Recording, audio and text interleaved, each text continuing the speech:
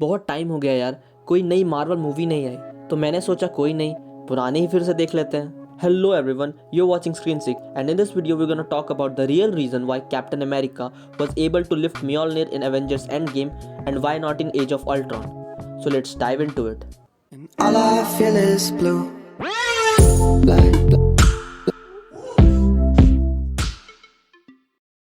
तो हमने Avengers as of Ultron में देखा था, जब सारे एवेंजर्स पार्टी खत्म होने के बाद एक साथ बैठकर बात कर रहे होते हैं। हर कोई थॉर के हैमर को उठाने की कोशिश करता है, पर सब फेल हो जाते हैं। पर जब स्टीव रॉजर्स म्योलनिर को उठाने की कोशिश करते हैं, then for a fraction of time we see that Mjolnir budges a little, और तभी हम थॉर के फेस पर एक ग्रिन देखते हैं, as if he got a little surprised, but then Cap wasn't able to lift it. और फिर थॉर कहता है वो सभी म्योलनिर को इसलिए नहीं उठा पाए क्योंकि वो वर्दी नहीं है। पर एवेंजर्स एंड गेम में हम देखते हैं कि जब थैनोस थॉर को ऑलमोस्ट मारने ही वाला था, तब कैप्टन अमेरिका हैमर को लिफ्ट कर लेते हैं, और इतना ही नहीं, वो म्योलनिर को बहुत आसानी से कंट्रोल भी कर पाते हैं, as if it was following Cap's command like Thor.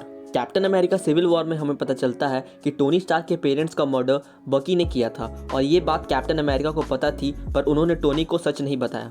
इस सब से बहुत सारे फैंस ने ये स्पेक्यूलेट किया कि कैप्टन अमेरिका ने टोनी से उसके पेरेंट्स के डेथ का सच छुपाया, जिसका कैप्टन को गिल्ट था, इसलिए वो वर्दी नहीं थे, इसलिए एज ऑफ अल्ट्रॉन में म्योलनिर को नहीं उठा पाए थे। पर सिविल वॉर में टोनी से उनके इंटेंस कॉन्फ्रंटेशन के बाद उनके मन से वो गिल्ट हट चुका था, इसलिए एंड गेम में वो म्योलनिर को उठा सके थे। अगर आप भी यही सोच रहे थे, then you will be very disappointed to hear what's next. Sorry to burst your bubble, but this is completely a fan theory and it's not true.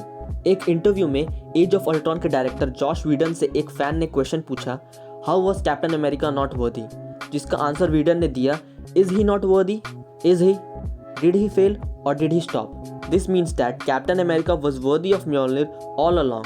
वो हमेशा से ही थॉर का हैमर लिफ्ट करने के लिए बिल्कुल 100% वर्दी थे। अब आप पूछोगे कि अगर वो हमेशा से ही वर्दी थे, तो एज ऑफ अल्ट्रॉन में वो म्योलनिर को क्यों नहीं उठा पाए?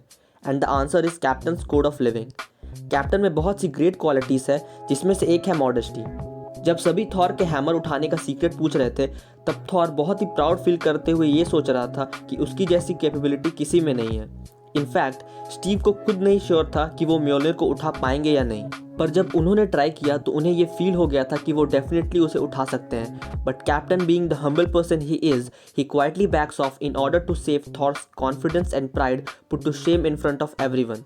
पर एंड गेम के फाइनल बैटल में जब एवेंजर्स बहुत ही डायर सिचुएशन में थे, तब कैप्टन ने ये रियलाइज किया कि finally it was time, so he lifted the hammer and almost beat the crap out of Thanos.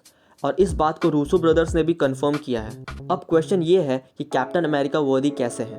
But before that, मैंने ये नोटिस किया कि जितने लोग मेरे वीडियोस को देखते हैं, उनमें से 96% व्यूअर्स ने मेरे चैनल को सब्सक्राइब नहीं किया। So it's my humble request, subscribe कर लो यार, बच्चे की जान लोगे क्या? हाँ, तो कहाँ थे हम? एक चीज़ आपने नोटिस की होगी, जिन जिन लोगों ने म्योलनिर को उठाया है, उनमें से कोई भी ऑर्डिनरी पर्सन नहीं था।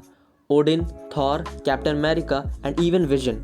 ओडिन तो थॉर के फादर थे और एसगार्ड के किंग, और विजन तो एक वाइब्रेनियम से बना बायो ऑर्गेनिकल एआई रोबोट था, बट उसकी कॉन्शियसनेस एक इन्फिनिटी स्टोन थी, that is the mind stone. So since Vision was not a person but a physical embodiment of an infinity stone, so he was able to lift. But कहानी इतनी simple नहीं है, इसमें एक और twist है। Vision Thor के hammer को लिफ्ट तो कर सकता है, but he is not worthy. Let me explain.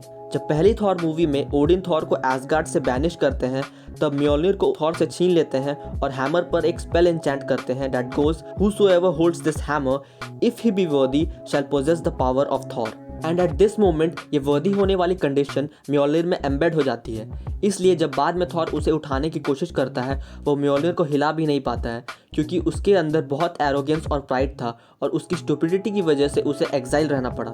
इसलिए स्पेल के अकॉर्डिंग वर्दी होने के लिए उसे अपने बैड क्वालिटीज़ को ओवरकम करना पड़ता है। बट कैप्टन अमेरिका में सारी अच्छी क्वालिटीज़ तो हमेशा से ही थी, और जब उन्हें सीरम की हेल्प से एक एनहेंस्ड सुपर सोल्जर बनाया गया, तो उनकी ये सारी अच्छी क्वालिटीज़ और भी बढ़ गई।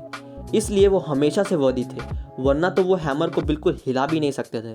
तो उनके वर्दी होने की वजह से ही आप एंड गेम में ये देखते हैं कि कैप्टन सिर्फ म्योलनिर को कंट्रोल ही नहीं, पर थॉर की तरह थंडर को भी समन कर पाते हैं, विच कंक्लूड्स दैट जब कैप्टन म्योलनिर को पकड़ते हैं, उनके पास थॉर जैसी पावर्स आ जाती हैं।